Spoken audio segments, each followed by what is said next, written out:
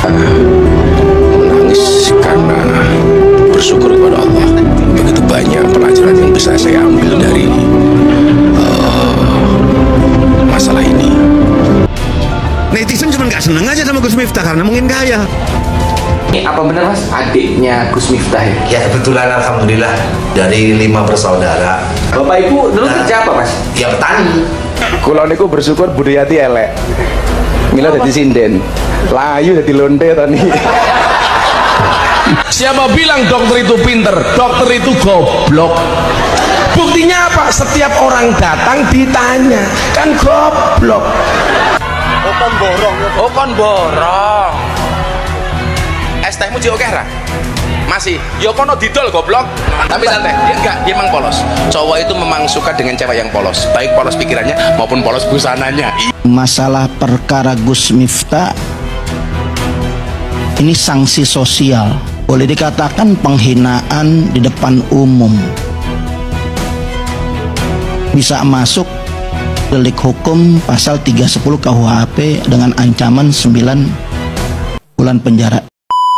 Sebenarnya bukan ceramahnya yang sekarang menjadi problem bangsa, tetapi sebaran videonya. Mereka yang tidak pernah turun jadi penceramah tidak akan tahu medannya. Mereka yang tidak tahu medannya tidak akan pernah menilai bagaimana temannya. Saya dengan Kiai Sumarno Syafi'i, dengan Fulba Mukmin, biasa turun di masyarakat. Ada suasana di mana orang itu bercanda kadang-kadang seperti kelewatan, seperti jorok, tetapi itu adalah sesuatu yang memang ditunggu oleh jamaah. Mereka yang tidak datang di tempat itu jangan pernah coba menilai. Mereka yang tidak pernah melihat suasananya apalagi menyebarkan ke tempat lain lalu dipotong videonya, ini sangat berbahaya. Oleh karena itu maka saya katakan bahwa Gus Miftah dalam karakteristik dakwahnya selama ini, apalagi beliau hidup di tengah komunitas yang mohon maaf ya orang nyebutnya preman atau bajingan atau apa, itu bahasa seperti itu sudah biasa dan umat sudah maklum ketika mereka mengundang Gus Miftah pasti sudah tahu bumbu apa yang biasa disajikan di situ. Daging sapi akan jadi enak bagi orang Padang kalau direndang, tapi orang Betawi pasti dia akan menggunakannya soto Betawi, dan orang Madura akan bikin sate. Jangan pernah ada orang mengatakan bahwa Padang itu tidak enak karena pedasnya. Lidahmu tidak sama dengan lidah mereka. Jangan kau bilang soto Betawi itu apa, bikin pusing kepala karena ada santannya. Lidahmu beda dengan orang Betawi. Dan jangan pernah menjelekkan sate Madura karena memang mereka seleranya seperti itu. Jadi saya katakan bahwa sebenarnya bukan Gus Miftahnya, bukan ceramahnya, tetapi gorengannya yang penting itu sebenarnya. Tergantung bagaimana tempenya digoreng seperti apa, direbus seperti apa, disayur seperti apa.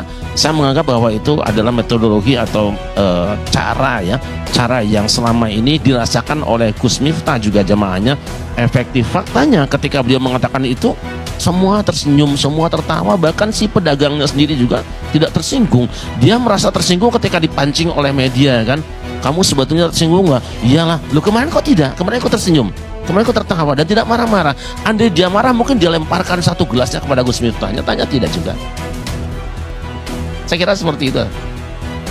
Bukan gara-gara gini loh, kita suka mencandain orang yang di bawah kita. Itu ada apa ya, nafsu begitu.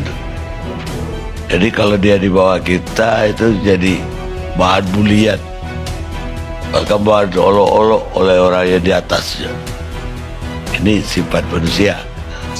Apa bukan gara-gara itu Gus Miftah, apalagi dia jadi utusan khusus presiden,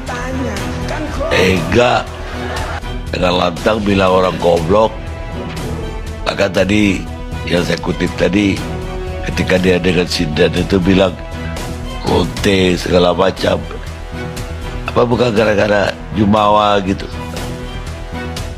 Sebenarnya itu kan sebuah retorika untuk kelezatan berkomunikasi. Kita juga menyaksikan Bang Rocky Gerung, mungkin saya ratusan kali nonton videonya bagaimana menggunakan istilah dungu, istilah tolol, istilah apa. Tapi tidak jadi masalah di hadapannya kan, menjadi masalah bagi orang yang di luar. Tidak masalah di audiensnya kan. Tapi orang yang tidak datang di tempat itu kemudian dia potong videonya di luar, Berapa banyak orang yang mencaci maki beliau gara-gara kalimat itu. Nah, begitu juga Gus Miftah. Saya memang mengatakan bahwa ada kesalahannya di situ. Kesalahannya adalah satu, beliau tidak melihat bahwa sekarang sedang kemarau panjang. Dulu di Bandung pernah ada anak mahasiswa yang melemparkan satu puntung rokok, dilemparkan, dia merasa biasa, tapi 30 hektar hutan kebakaran. Padahal cuma puntung rokok. Mengapa? Karena waktu itu musim kering kemarau panjang, ada ditiup angin. Nah, Indonesia ini sudah 10 tahun lebih kita sedang kemarau panjang karena masalah-masalah politik dan sebagainya. Bangsa ini sedang dikacaukan dengan pikiran masalah korupsi lain sebagainya. Kontroversi antara satu kelompok dengan yang lainnya. Ini belum sembuh sampai hari ini. Nah, maka apapun yang dilemparkan, ditiup angin oleh kepentingan-kepentingan yang lain, dia akan membakar secara luas dan kemana-mana. Jadi saya katakan bahwa Gus Miftah kesalahannya ada, kita tidak mengatakan tidak salah, ada kesalahannya, kurang tepatnya dia lupa siapa hari ini beliau, dan dia mengira bahwa barangkali saat ceramah itu yang datang itu cuma yang di situ saja. Padahal hari ini pengajian di sini 1.000 orang yang datang, 10.000 orang yang datang, tapi kamera yang kemudian mengakses ceramahnya itu membuat ceramah itu dihadiri oleh jutaan orang. Itu barangkali kita lupa.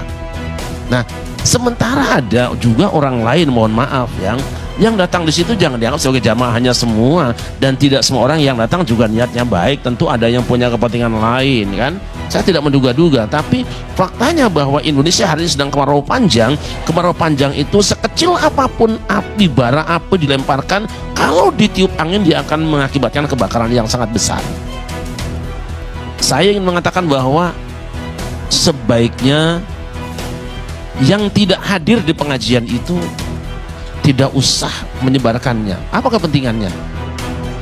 Menyebarkan juga sudah salah, apalagi ditambah dengan narasi, kemudian dipotong pada bagian-bagian yang Anda tidak tahu opening dan closingnya pembicaraan itu. Ini sangat berbahaya. Saya kira itu.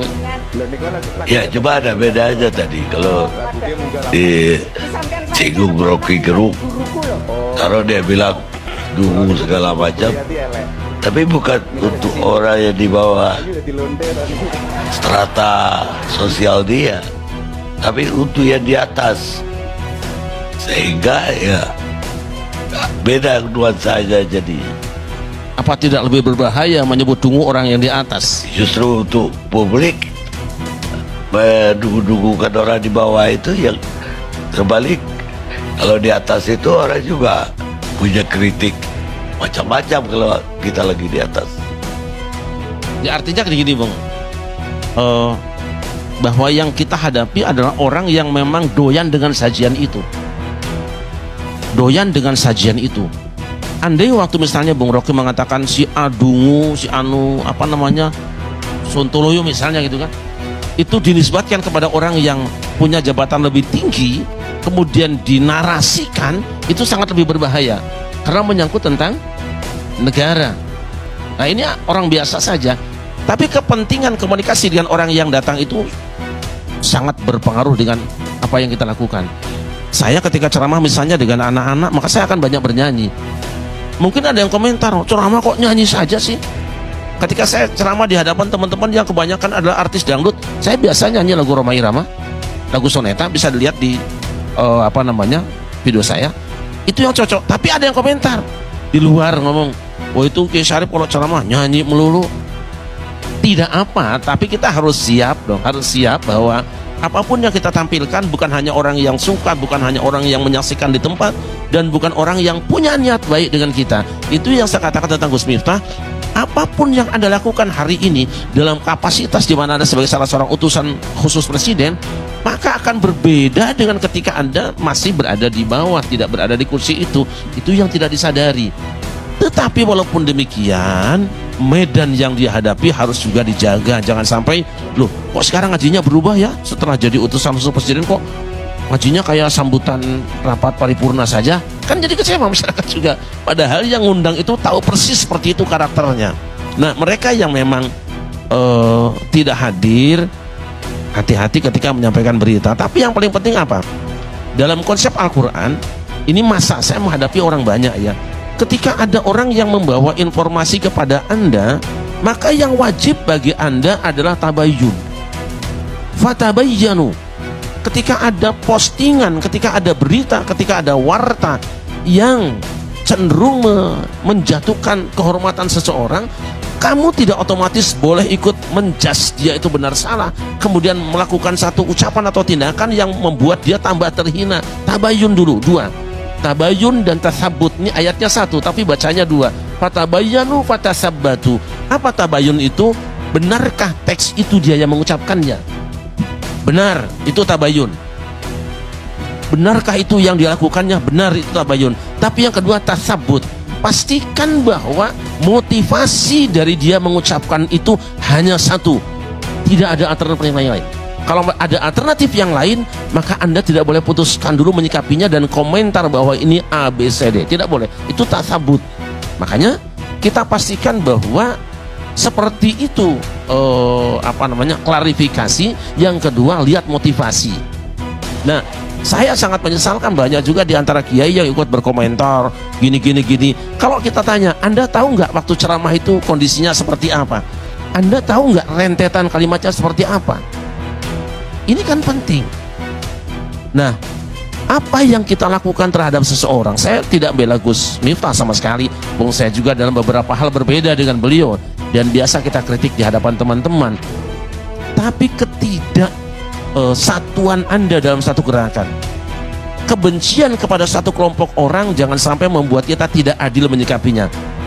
Ada mungkin yang sebagian terima, ada sebagian yang nggak terima. Karena pengorbanan sebagai dokter itu sekolahnya lama. Bisa ratusan juta, bisa miliaran. Begitu diucapkan oleh Miftah, goblok. Begitu juga seorang Yati yang memang kehidupannya ini komedian, tapi ketika apa yang dikatakan Gus Miftah tersinggung. Padahal komedian yang memang wilayah itu adalah wilayah yang sudah biasa. Tapi ini saya melihat keterlaluan. Banyak kiai ulama bercanda, tapi nggak sekasar Miftah. Karena kenapa kita melihat mereka bagaimanapun selain menyampaikan kulil haq walau kana murran, sampaikanlah itu justru kebenaran walaupun pahit. Tapi ini terbalik. Apa yang disampaikan itu bukan menyampaikan kebenaran. Memang kita tahu jelas bahwa, mohon maaf, kiai, ulama, penceramah, dai cenderung untuk tidak berbuat dosa. Tapi hati-hati dengan satu kata. Satu kata ini bisa nilai setitik rusak susu belanga. Bukan dirinya saja yang hancur, tapi yaitu daripada dai semuanya. Masa tersinggung apa iya dai seperti ini bisa disamakan yang lain? Akhirnya orang-orang berjuang dalam berdakwah merasa dirugikan dengan apa yang disampaikan oleh Miftah. Masalah perkara Gus Miftah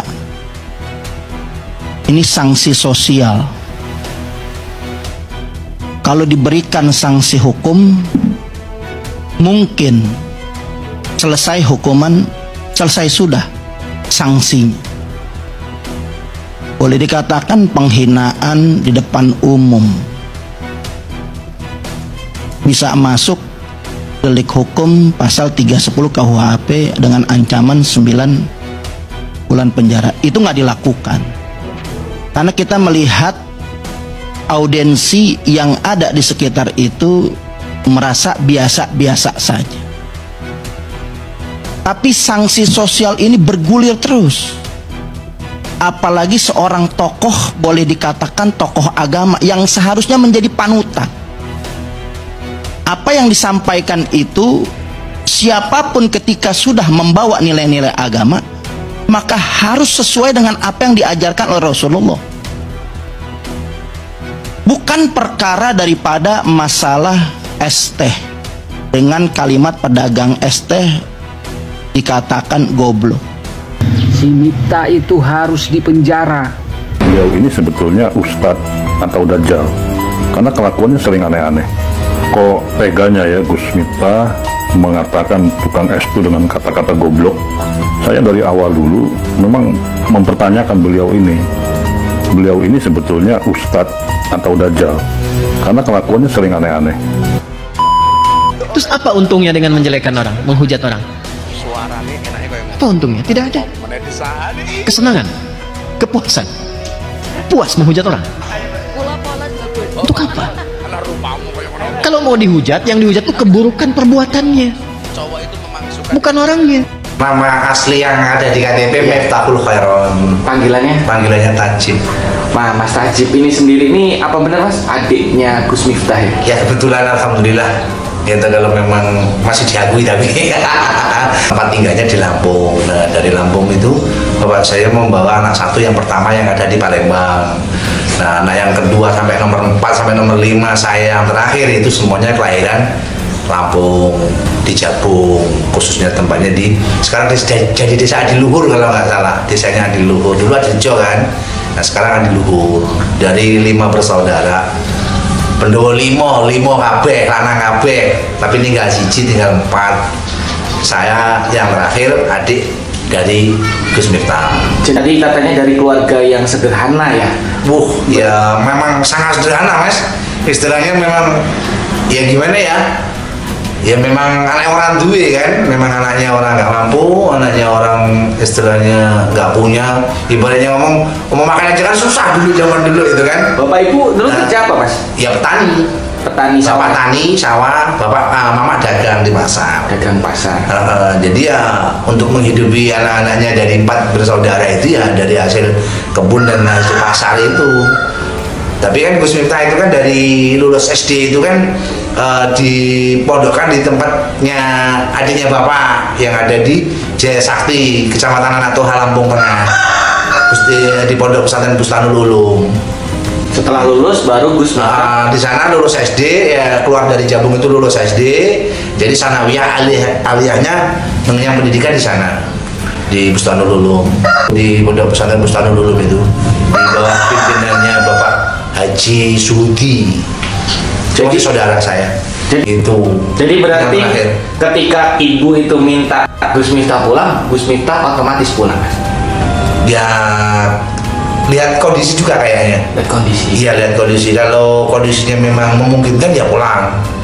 Apalagi dia kan sekarang sibuk Mas. Kan buru kalau nggak buru ya nggak makan lah istilahnya. Berarti kan dalam cerita ini ibarat kata masih banyak keluarga kandung dari Gus Miftah ini yang sangat sulit Mas ya? Yo bukannya banyak lagi ya, memang semuanya sulit ya. Jadi dari 4 saudara itu rezekinya kan dia semua. Dari pandangan keluarga nih Mas, dari pandangan keluarga ini seperti apa sih Gus Miftah itu Mas? Ya dia orangnya pendiam, dia nggak terlalu banyak ngomong ya kan. Gus Miftah ya, ini banyak banget orang dari kemarin ya minta gue speak up di sosial media, ngomong dong, tegur Gus Miftahnya, coba kita mau dengerin Om Ded ngomong apa di sosmed dan sebagainya. Gue sebenarnya bikin satu video, gue taruhnya di subscriptions only ya, sengaja gue jualan emang. Kenapa? Karena kalau di sini gue ngomongnya akan dipotong-potong, lalu dilanjutkan dengan foto tukang es tersebut, jedak-jeduk di TikTok omongan gue. But here is one point. Nah di reels yang gue buat tentang Gus Miftah itu gue bicara tentang the paradox of it, ya. Dan itu menarik banget. Tapi gini, listen to me first, okay? Kalau lu punya sahabat atau punya teman atau keluarga, dan Gus Miftah itu gue anggap sebagai sahabat, teman, dan keluarga gue. Lalu tiba-tiba sahabat lu, teman lu, keluarga lu melakukan sebuah kesalahan, ya, apapun itu kesalahan, ya, disengaja walaupun tidak disengaja. Menurut kalian, kalau itu sahabat kalian, anak kalian, saudara kalian, menurut kalian